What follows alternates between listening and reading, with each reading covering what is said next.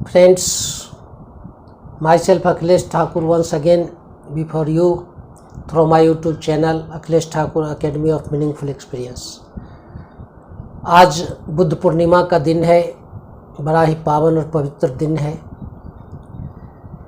और महात्मा बुद्ध के जीवन में इस दिन का बहुत महत्व रहा। उनका जन्म भी पूर्णिमा के दिन हुआ, उनका आत्म साक्षात्कार भी पूर्णिमा के दिन ही हुआ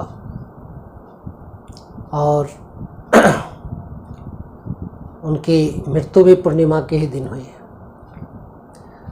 तो ऐसे महान व्यक्तित्व जो छठी शताब्दी में,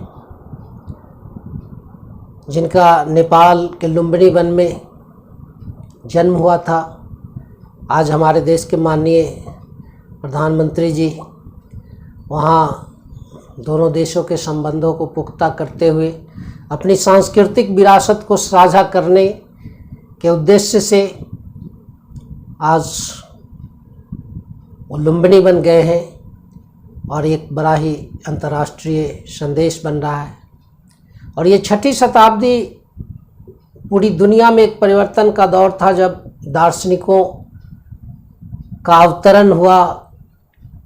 चीन में कन्फ्यूशियस और लाओ त्से, यूनान में पाइथागोरस, ईरान में जरथुस्ट्र और भारत में महावीर और बुद्ध जैसे महान दार्शनिकों का अवतार हुआ। और हम लोग सनातन धर्म में उन्हें अवतार का स्थान भी दिए, महात्मा बुद्ध को, जिनकी सिद्धार्थ से लेकर गौतम बुद्ध तक की यात्रा पूरी मानवता को एक संदेश है कि मानव जीवन में इच्छा ही दुखों का मूल है। और इतना ही नहीं, जन्म से लेकर मृत्यु पर्यंत लोग दुखी रहते ही हैं। उसके अलावा पुनर्जन्म को भी वो मानते थे और पुनर्जन्म भी इच्छाओं के पूर्ण नहीं होने के कारण ही पुनर्जन्म लेना पड़ता है। तो महात्मा बुद्ध ने बताया कि उन्होंने महसूस किया कि मनुष्य को मध्यम मार्ग अपनाना चाहिए। उन्होंने अपनी साधना के क्रम में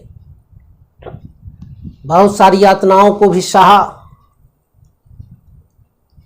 और अंत में वे निर्णय पर पहुँचे और विभिन्न परिवेश से उन्हें ज्ञान भी मिला। महिलाएं गीत गा रही थी कि बिना के तार को इतना न कस दो कि वो टूट ही जाए, और बिना के तार को इतना न ढीला छोड़ दो कि उससे स्वर ही ना निकल पाए। तो उन्होंने कहा कि जीवन में मध्यम मार्ग को अपनाना चाहिए, सम्यक दृष्टि होना चाहिए, सम्यक कर्म, सम्यक आजीव, इस तरह के अष्टांग मार्ग उन्होंने भी प्रदान किए, जिस मार्ग को अपनाकर पूरी मानवता अपने जीवन में सुख और शांति का एहसास की, और जिसका आज परिणाम है कि पूरी दुनिया में 50 करोड़ लोग उनके विचार को मानते हैं। और ये हमारे देश के लिए भी गरिमा की बात है कि भारत में विभिन्न स्थानों पर आज भी बोधि, जहाँ उनको बोध प्राप्त हुआ, गया, बोध गया जो स्थान है, वहाँ विभिन्न देशों के उनके अनुयायी आज भी मंदिर बनाए हैं। राजगृह, वहाँ भी उन्होंने वेणुवन में अपना बहुत सारा समय बिताया, साधना की, लोगों को ज्ञान दिए। वैशाली भी उनसे जुड़ी हुई जगह है। श्रावस्ती, जहाँ अंगुलीमाल से पूरी मानवता त्रासती, उस आसपास के सारे क्षेत्र के, यहाँ तक कि राजा प्रसेनजीत तक निराश हो चुके थे उसके अत्याचार से, परंतु महात्मा बुद्ध ने उनके इस समस्या का पलक झपकते ही समाधान कर दिया और अंगुलीमाल को भी उसके स्वयं के होने का एहसास कराया कि जब तुम पेड़ के एक पत्ता को जोड़ नहीं सकते तो उसको तोड़ने का तुम्हें कोई हक नहीं है। तो इतने बड़े अत्याचारी को भी उसके अंदर बोध का एहसास, उन्होंने कहा था कि क्षण भर का क्रोध और क्षण भर का बोध पूरे जीवन को बदल दे सकता है। इसीलिए आज ज़रूरत है कि बुद्ध पूर्णिमा के दिन हम लोग महात्मा बुद्ध के जीवन से संदेश ग्रहण करें। आपने इतिहास में देखा है कि सम्राट अशोक जैसे प्रतापी राजा, जिनका साम्राज्य बहुत ही विस्तृत था, और कलिंग युद्ध के दौरान जब पद्मा से उनका सामना होता है तो उनका आत्मबोध जग उठता है और वो बुद्ध के शरण में जाते हैं और शस्त्र त्याग करते हैं और रक्तपात का मार्ग छोड़कर शांति के मार्ग को अपनाते हैं। और ये संदेश उन्होंने भारत ही नहीं, श्रीलंका में अपने पुत्र और पुत्री को भी भेज के इस संदेश का प्रचार प्रसार करवाया था।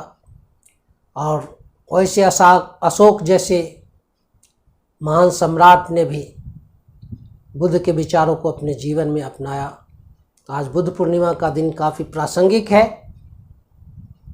कि हर इंसान अपने अंदर के बुद्धत्व को जागृत करे, कि प्रत्येक के अंदर जो आत्मा है उसका जागरण होना चाहिए, मानवता का एहसास होना चाहिए, करुणा का एहसास होना चाहिए, दुखों के कारण को समझें कि ये इच्छाएं अनंत हैं, एक इच्छा पूरी करिए दूसरी जन्म ले लेगी, तीसरी, लगातार जैसे अग्नि में घी डालते जाइए अग्नि की ज्वाला बढ़ती जाती है, वैसे इच्छाओं का कोई अंत नहीं है। एक इच्छा पूरी करिए दूसरी तीसरी, लगातार इच्छाएं जन्म लेती जाती है और अंत तक भी मानव जब संतुष्ट नहीं होता है तो उसे पुनर्जन्म लेना पड़ता है और वह भी पुनः दुख का कारण बनता है।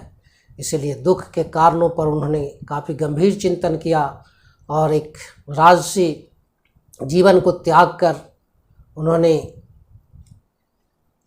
साधना के मार्ग को अपनाया और मानव के कष्ट को दूर करने का एहसास, बुद्धत्व जो उन्होंने प्राप्त किया, जिससे आज भी पूरी मानवता आलोकित है। दुनिया के कई देश उनके इस विचारों का अनुसरण करते हैं।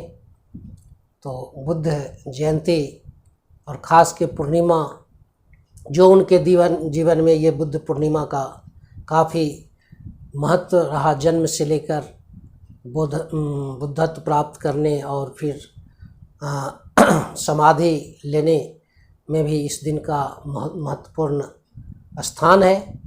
तो आज हम लोग भी संकल्पित हों, महात्मा बुद्ध के जीवन दर्शन को जीवन में अपनाएं और दुखों से छुटकारा पाएं। और हमारे सनातन धर्म में भी जो महामृत्युंजय मंत्र कहा गया है कि हम हर चीज़ का अनुभव लेते हुए हम ऐसा एहसास करें कि अब हम संतुष्ट हो चुके हैं जीवन से, हमारी और कोई इच्छाएं नहीं हैं।